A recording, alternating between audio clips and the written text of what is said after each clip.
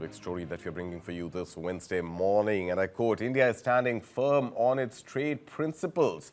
That is what Commerce and Industry Minister Piyush Goyal has said, while making it clear that New Delhi will not compromise the interests of farmers, dairy producers or workers while striking trade deals. Now, speaking at a conference, Piyush Goyal said India is working towards a fair, equitable and balanced trade agreement with the United States, but not at any cost. He said, we are working for a good trade deal. It could happen tomorrow, next month or next year, but we are preparing for every possibility, unquote. Listen in to what Piyush Goyal said. It has to be in India's interest. It has to be in the interest of everybody. My fishermen have to be protected. My textile has to be protected. My leather footwear has to be protected. But my farmers also have to be protected. The country's interest of 140 crore Indians is paramount. Grateful that I have everybody's support, but let me give you how we are thinking. We are, of course, trying to work out a fair, equitable and balanced trade deal. If that happens, it could happen any day. It could happen tomorrow. It may happen next month. It may happen next year. It may never happen. But as government, we are preparing for every contingency. And a long range of possibilities there that Piyush Goyal has talked about, saying that deals could happen tomorrow, next week, next year or may never happen. Meanwhile, talks between India and US have already gone through 5 rounds and officials say another may not even be necessary. According to them, Washington now needs to respond. Meanwhile, India is also exploring new markets like Russia to boost its fishery exports, which have been hit by steep US tariffs. Now, beyond the United States, there's movement on other trade fronts too. Negotiations on the India-New Zealand free trade agreement are nearly complete, with New Zealand's Trade Minister Todd McClay all set to visit India on Friday to push talks forward. And over in Europe, the India-EU Trade Pact is making headway as well. EU Trade Commissioner Maros Sefcovic is expected to be in India in mid-December for the next round of discussions.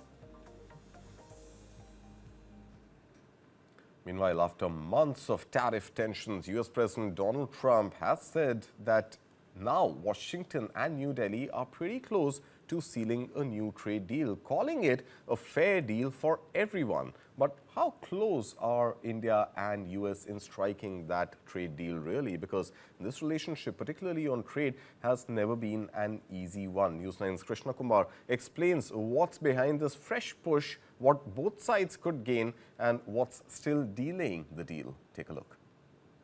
After months of tariff tensions and back-and-forth negotiations, US President Donald Trump now says that the US and India are pretty close to sealing a new trade deal. He's calling it a quote-unquote fair deal for everyone. But how close are the two countries really? Because this relationship, especially on trade, has been anything but straightforward.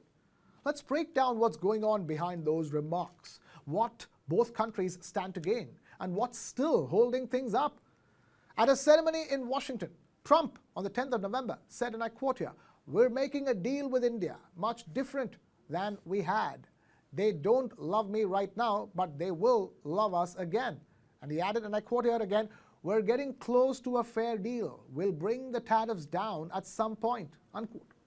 Now that's quite a shift, because just a few months ago, Trump doubled tariffs on Indian goods to 50%, citing India's continued import of Russian oil.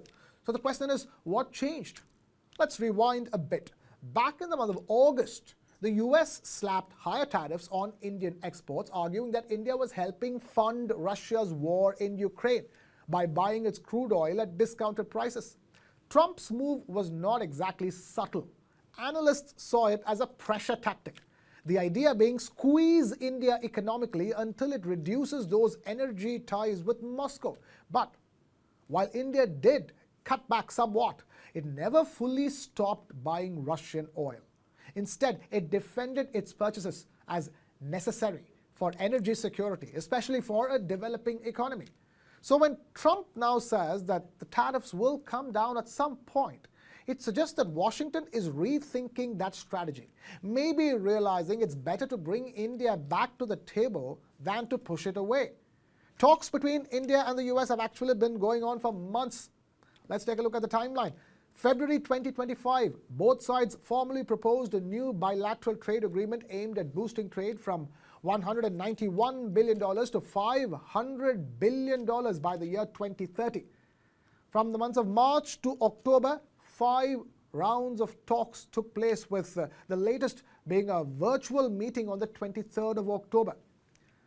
In September, India's Commerce Minister Piyush Goyal travelled to Washington with senior negotiators. Mid-September, US officials visited New Delhi, calling discussions positive and forward-looking.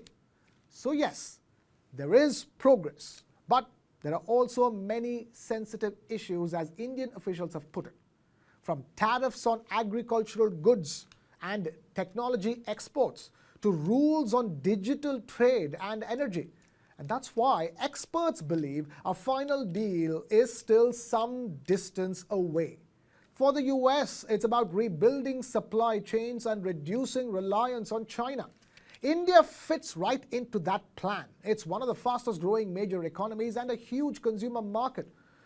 For India, it's about access, easier entry for its goods and services into the US, especially IT, pharmaceuticals and textiles, and maybe getting some relief from those high tariffs. So yes, both sides want a deal, but they want it on their own terms. Let's not forget, Trump's remarks came during the swearing-in of the new US ambassador to India. So part of this could be political signaling, projecting warmth towards India, even as the details are still being negotiated.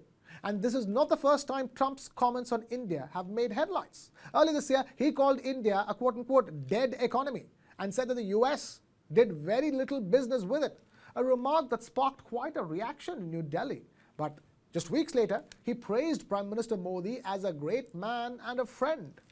Analysts say that's typical Trump diplomacy, transactional, unpredictable, and very public. And we can't talk about trade without talking about energy. Remember, a lot of these tariffs stemmed from India's purchase of Russian oil. Washington has long argued that these deals undercut Western sanctions on Moscow. But India has held firm, saying that it's buying what the market offers at the best price, just like any other country. And experts point out India's imports from Russia have already dropped substantially since the year 2023 as global oil flows adjusted. So how close are we to a deal? If you listen to Trump, the deal is pretty close. But if you talk to trade negotiators, not so fast. Both countries are still working through the first phase of the agreement, and even that could take months. The real challenge? Balancing domestic politics, because any big concession could be a hard sell at home for both sides. Trade experts say it's more likely that we'll see a limited early harvest deal first, something symbolic, covering a few key sectors before the full comprehensive agreement gets signed. The US and India are not just talking trade. They are deepening ties in technology, defense, and clean energy, all part of a broader push to balance China's growing influence in the region. So even if the tariff dispute drags on, both sides have bigger incentives to keep talking. As one analyst put it, this is not just about tariffs or trade volumes, it's about shaping the next decade of US-India cooperation. So yes, Trump says a deal with India is close, but in trade diplomacy, close can still mean months or even years of back and forth.